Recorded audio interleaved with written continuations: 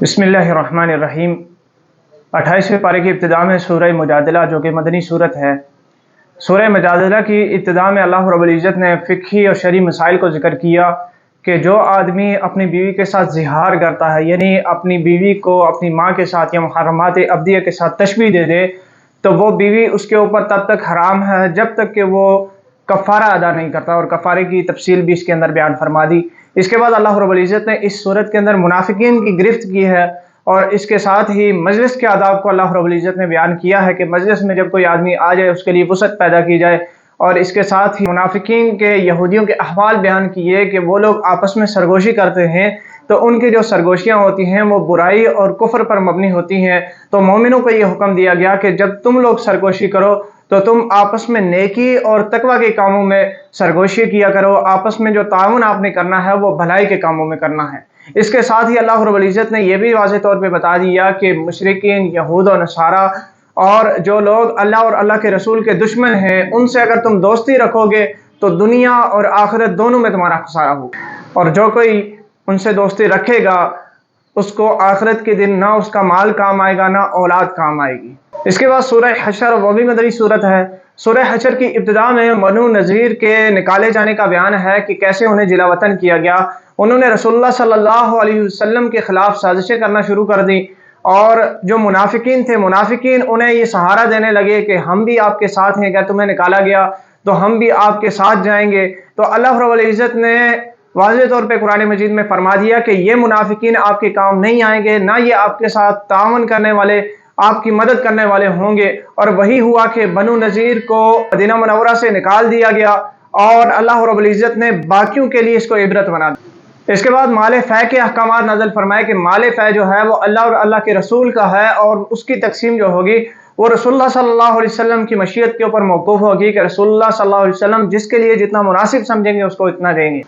اس کے بعد پھر منافقین کے احوال کو بیان کیے کہ منافقین جو بھی کہتے ہیں وہ جھوٹ اور دجل ہے، اور اس کے بعد اللہ رب العزت نے قرآن مجید کی حقانیت، قرآن مجید کی عظمت، اور پھر اس صورت کے آخر میں اللہ رب العزت نے اپنی جو صفات ہیں وہ صفات مومنوں کو بتائی کہ اللہ رب العزت ان صفات کے مالک ہیں۔ اس کے بعد سورہ ممتحنہ ہے۔ سورہ ممتحنہ کے ابتدا میں اللہ رب العزت نے بڑی شد و مد کے ساتھ مومنوں کو یہ بات باور کروائی کہ جو منافقین ہیں، جو اللہ اور اس کے رسول کے دشمن غیر مسلم ہیں، وہ کبھی بھی تمہارے دوست نہیں ہو سکتے۔ آپ ہرگز ان سے دھوکہ نہ کھائیں، ان سے خیر کی امید نہ رکھیں، اور نہ ہی ان کے ساتھ دوستی کا، بھلائی کا کوئی تعلق قائم رکھیں۔ ہاں، وہ غیر مسلم کہ جن کے ساتھ آپ کی لڑائی نہیں ہے، جو آپ کے ساتھ معاہدے میں ہیں یا جو آپ کے ساتھ بھلائی والا سلوک کرتے ہیں، آپ بھی ان کے ساتھ اچھائی والا سلوک کریں، ان کے ساتھ نیکی کا حکم دیا گیا ہے۔ اس کے بعد رسول اللہ صلی اللہ علیہ وسلم کو عورتوں کی بیعت لینے کا حکم دیا گیا کہ آپ عورتوں کو اس شرط کے اوپر بیعت کریں کہ وہ شرک نہیں کریں گی، وہ زنا نہیں کریں گی، وہ چوری نہیں کریں گی،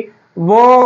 ناحق اولاد کو قتل نہیں کریں گی، اور اسی طرح وہ بہتان نہیں تراشیں گی، اور خیر کے کام میں رسول اللہ صلی اللہ علیہ وسلم کی نافرمانی نہیں کریں گی۔ آپ ان عورتوں کی بیعت کیجیے۔ اس کے بعد سورہ صف ہے۔ سورہ صف جب مومنین ایمان لے آئے تو اگر وہ جہاد سے جی چرائیں گے تو اللہ رب العزت نے ان کے بارے میں واضح طور پہ بتا دیا کہ مومن جو ہوتا ہے وہ قول و فعل کا پکا ہوتا ہے، اور مومن کے دل میں جذبہ جہاد ہونا چاہیے، کیونکہ اللہ تعالیٰ ان لوگوں کو پسند کرتے ہیں کہ جو اللہ کی راہ میں صف باندھ کر لڑتے ہیں۔ اور اس کے ساتھ ہی اللہ رب العزت نے مسلمانوں سے یہ بھی فرمایا کہ بنی اسرائیل کی طرح نہ ہو جانا، جس طرح بنی اسرائیل نے حضرت موسیٰ علیہ السلام کو تکلیف دی اور حضرت عیسیٰ علیہ السلام کی تکذیب کی، تم ہرگز ان کی طرح نہ ہونا۔ ان کی انہی حرکات کی وجہ سے ہدایت کو ان سے سلب کر دیا گیا۔ پھر اس کے بعد اللہ رب العزت نے واضح طور پہ ہدایت کا راستہ بتا دیا کہ اگر تم کامیابی چاہتے ہو تو اللہ کے راستے میں جہاد کرو، اپنی جان کے ساتھ، اپنے مال کے ساتھ، تبھی تمہیں نجات ملے گی۔ اس کے بعد سورہ جمعہ ہے۔ سورہ جمعہ کی ابتدا میں رسول اللہ صلی اللہ علیہ وسلم کی شان، آپ صلی اللہ علیہ وسلم کا جو لقب امی ہے اس کو بھی بیان کیا گیا کہ یہودی جو ہیں وہ آپ سے بغض رکھتے ہیں کہ آپ کی باسط جو ہوئی ہے وہ عرب کے اندر امیوں کے اندر ہوئی ہے۔ تو رسول اللہ صلی اللہ علیہ وسلم کی شان بیان کی، اس کے ساتھ ہی یہودیوں کی مذمت بیان کی کہ یہ یہودی، یہ تورات جو ان کو دی گئی تھی، انہوں نے تورات کو پس پش ڈالا اور گمراہ ہو گئے۔ ان کی مثال ایسی گدھے جیسی ہے کہ جس کے پیٹھ کے اوپر اگر کتابیں لاد دی جائیں تو وہ ان کتابوں سے کوئی فائدہ نہیں اٹھاتا۔ اس کے بعد جمعۃ المبارک کی فرضیت کا حکم ہے اور جمعہ کے احکامات ہیں۔ اس کے ساتھ ہی جمعے کے بعد رزق کی تلاش میں نکل پڑو، اس کی ترغیب ہے۔ اس کے بعد سورہ منافقون ہے۔ سورہ منافقون میں اللہ رب العزت نے منافقین کی تقریباً 12 जो कबाहतें हैं वो जिक्र की हैं, और रसूलुल्लाह सल्लल्लाहु अलैहि वसल्लम से फरमाया कि आप इनके लिए इस्तिगफार करें या ना करें, इन मुनाफिकीन की बख्शिश नहीं होने वाली। इसके बाद निफाक का इलाज भी बताया कि जिक्रुल्लाह, अल्लाह के रस्ते में खर्च करना, अल्लाह की याद में रहना और अपनी मौत को, अपनी आखिरत को याद करना, ये वो चीज़ें हैं कि जिनसे निफाक को दूर किया जा सकता है। इसके बाद सूरह तगाबुन है। सूरह तगाबुन की इब्तिदा में अल्लाह रब्बुल इज़्ज़त ने तौहीद बारी ताला के ऊपर बहुत सारे दलाइल दिए। इसके साथ रसूलुल्लाह सल्लल्लाहु अलैहि वसल्लम पर जो एतराज़ात किए जाते थे कि ये नबी बाज़ारों के अंदर चलता है, खाना खाता है, इस तरह के बेजा एतराज़ात थे, तो अल्लाह रब्बुल इज़्ज़त ने उन एतराज़ात का रद्द किया। और इसके साथ ही अल्लाह रब्बुल इज़्ज़त ने आखिरत के ऊपर दलाइल दिए कि दुनिया के अंदर जो भी इंसान कर रहा है उसका हिसाब आखिरत में ज़रूर होना है। इसके बाद सूरह तलाक है। सूरह तलाक की इब्तिदा में अल्लाह रब्बुल इज़्ज़त ने मुतल्लिका के मुतालिक अहकामात को नाज़िल फरमाया, तलाक के मुतालिक अहकामात को नाज़िल फरमाया कि अगर तुम तलाक दे रहे हो तो इद्दत के दिनों में अगर तुम रुजू करना चाहते हो तो अच्छे तरीके से रुजू करो, दस्तूर के मुताबिक रुजू करो, नहीं तो उन औरतों को अच्छे तरीके से रुखसत कर दो। फिर इसके साथ ही रसूलुल्लाह सल्लल्लाहु अलैहि वसल्लम के हवाले से बयान किया कि अल्लाह के रसूल की इताअत, अज़वाज मुतहरात जो हैं वो लाजमी करें और रसूलुल्लाह सल्लल्लाहु अलैहि वसल्लम की कदर करें। इसके साथ ही औरतों के इद्दत के जो मसाइल हैं कि कौन सी औरत की कितनी इद्दत होगी, इसको भी बयान फरमाया। और साथ ही जो औरतें सरकशी कर रही हैं उनके इंजाम को भी अल्लाह रब्बुल इज़्ज़त ने इस सूरत में बयान किया है। इसके बाद सूरह तहरीम है। सूरह तहरीम में अल्लाह रब्बुल इज़्ज़त ने मियाँ बीवी के ताल्लुकात और अल्लाह रब्बुल इज़्ज़त की हुदूद के लिहाज करने का हुक्म दिया है।